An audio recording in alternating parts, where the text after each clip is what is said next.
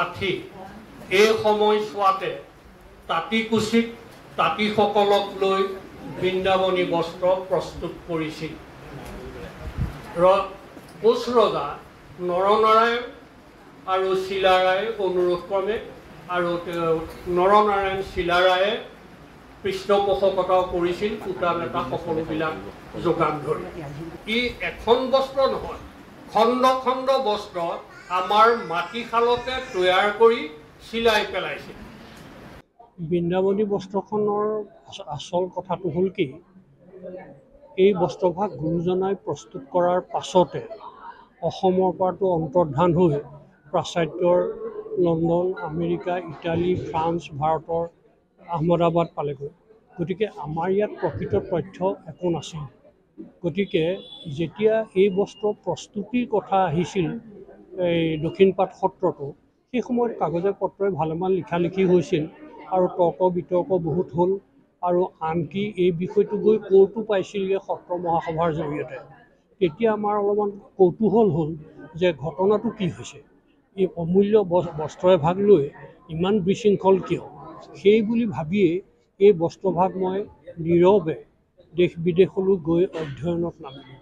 অধ্যয়নত নামোঁতেহে দেখিলোঁ আমাৰ চৰিতপুথিত বৃন্দাবনী বস্ত্ৰ বা আমাৰ অসম দেশত বৃন্দাবনী বস্ত্ৰ যেনেধৰণে চৰ্চা হৈ আছে প্ৰকৃত কথাখিনি পাশ্চাত্যৰ বস্ত্ৰৰ লগত মিল নাই।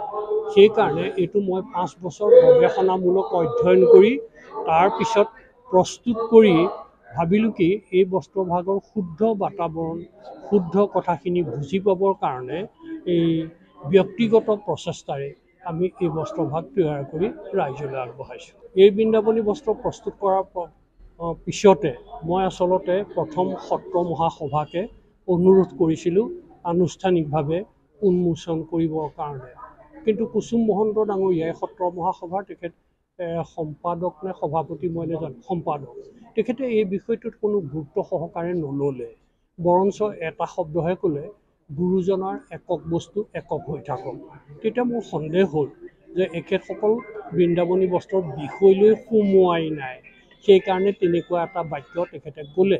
তথাপিতো তেখেতক সুধিছিলোঁ, গুৰুজনাৰ একক বস্তু একক হৈ থাকিলে বৃন্দাবনী বস্ত্ৰ এখন জানো, আৰু ইয়াৰ প্ৰকৃত ঠিকনানো ক'ত আছে? এইধৰণে মই নোসোধা নহয়, তেখেতে একো উত্তৰ দিব নোৱাৰিলে। তাৰপিছত দেখিলোঁ তেখেতসকলে গুৰুত্ব সহকাৰে নোলোৱা কাৰণে তেতিয়া মই শংকৰ সংঘৰ পদাধিকাৰ এই ভৱেন্দ্ৰনাথ ডেকা ডাঙৰীয়াক ৰঙিয়াৰ ঘৰত লগ কৰিলোঁ। ৰঙিয়া ঘৰত লগ কৰিলোঁ, তেখেতে মোৰ লগত 1 ঘণ্টা 10 মিনিট কথা বতৰা পাতি গোটেই কথাখিনি বুজি পাই তেখেতে তৎক্ষণাতে ৰায়েই দি দিলে, আপুনি একো চিন্তা কৰিব লাগে, এনেকুৱা এটা অসাধাৰণ অমূল্য কাম আমাৰ দেশৰ কাৰণে কৰিলে আমি প্ৰথম আপোনাৰ এই বস্ত্ৰভাগ মহাপুৰুষ শ্ৰীমন্ত শংকৰদেৱ বিশ্ববিদ্যালয়ৰ সংঘৰ সহযোগতেই তাতেই আমি উন্মোচন কৰাই দিম। সেইবুলি ক'লত আমি এপ্ৰিলৰ 3 তাৰিখে গুৱাহাটীত এই বস্ত্ৰ উন্মোচন হৈছিল। কিন্তু তেতিয়া অনেক লেখা কাগজে পত্ৰই সুন্দৰ মানে খবৰবোৰ ওলাই গ'ল।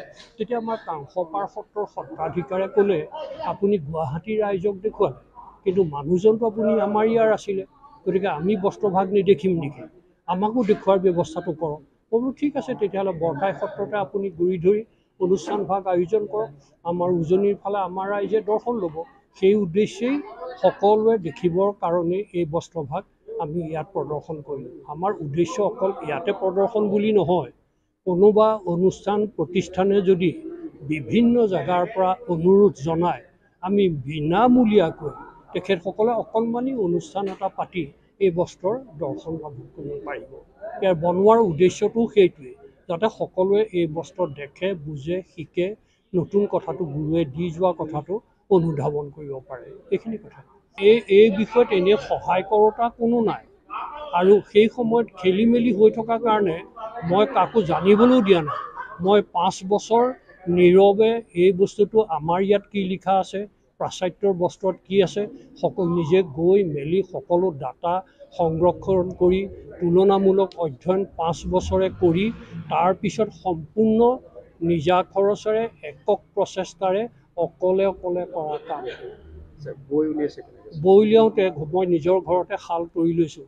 এই বস্ত্ৰখন দেখিছেই, এইখন এলাপেচা তাঁতিও বব নোৱাৰে। প্ৰথমতে শুৱালকুছি এজন মানুহ ননা নহয় আনিছিলোঁ, কিন্তু তেওঁলোক অকণমান কৰি টান পাই গুচি যায়। 5জনে এডভান্স লৈ তেনেকৈ গুচি গ'ল। তাৰপিছত উপায় নাইকিয়া হৈ এই শুৱালকুছিৰ ফালৰে ভিতৰুৱা গাঁৱৰ পৰা এজন আনি তেওঁৰ লগত একেলগে বহি থাকি তেওঁ মাত্ৰ জালটো দিয়ে আৰু সূতাটো মাৰি দিয়ে।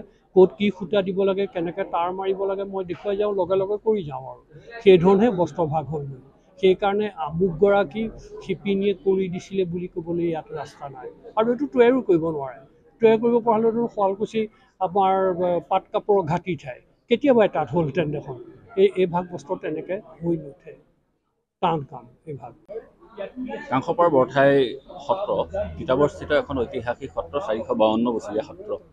আৰু সেই 452 বছৰীয়া এই ঐতিহ্যমণ্ডিত সত্ৰভাগিত আজি 500 বছৰ আগতে গুৰুজনাই সৃষ্টি কৰি থৈ যোৱা বৃন্দাবনী বস্ত্ৰৰ যিটো আৰ্হিমূলক চিত্ৰ ভাস্কৰ্য আদি ডক্টৰ ৰঞ্জিত কুমাৰ বৰুৱাই আমাক প্ৰদৰ্শন কৰিলে, তাৰ কাৰণে আমি তেখেতৰ ওচৰত চিৰকৃতজ্ঞ। আৰু লগতে আমাৰ যিসকল ইয়াত উপস্থিত হ'ল সত্ৰাধিকাৰ প্ৰমুখে আমাৰ বিভিন্ন ধৰণৰ প্ৰদৰ্শনী চাবৰ কাৰণে অহা তেখেতসকল দৰ্শকসকল, সেই সকলোকে আমি আন্তৰিক কৃতজ্ঞতা আৰু ধন্যবাদ জ্ঞাপন কৰিছোঁ। ৰাইজসকলৰ উদ্দেশ্যে আজি এই বৃন্দাবনী বস্ত্ৰভাগ উন্মোচন ইয়াত কৰোৱা হ'ল। ইয়াত আমি আজি নথৈ আনন্দ পাইছোঁ। এই আমাৰ সত্ৰভাগৰ যিভাগ অনুষ্ঠান, এই অনুষ্ঠান ভাগত আমি ইমান ভাল পাইছোঁ, আৰু বিশেষকৈ আমি ভাল পাইছোঁ আমাৰ এই সত্ৰৰে এজন ভক্তই এই ভাগ যে সম্পূৰ্ণভাৱে উলিয়াই ৰাইজৰ আগত, বিশ্বৰ আগত প্ৰদৰ্শন কৰিব পাৰিলে, তাৰ কাৰণে তেখেতলৈ আমি সদায় আমাৰ মৰম, শ্ৰদ্ধা, আশীৰ্বাদ থাকিব।